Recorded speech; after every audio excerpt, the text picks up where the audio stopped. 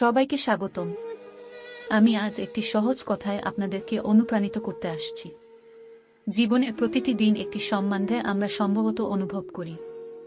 সমস্যার সম্মুখীন হওয়া একটি অংশ, কিন্তু তা আমাদের কেবলমাত্র নিবিড়ভাবে এগিয়ে নিতে সাহায্য করে।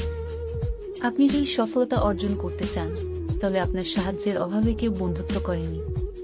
সফলতার পথে অনেক কঠিনাই আসবে, তবে এটি সাম্যের বিক্ষোভ নয়, বরং আত্মোন্নতির সুযোগ।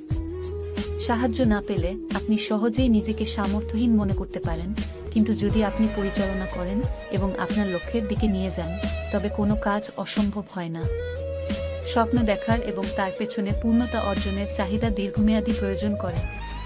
আপনি যদি স্বপ্ন দেখেন, তবে তার প্রয়োজনে আপনি প্রত্যেক প্রয়াস করে আগানো উচিত। অবশেষে সফলতা আপনার হাতের কাছে আছে, আপনি শুধু সাহায্য প্রয়োজন আছে তা প্রমাণ করতে।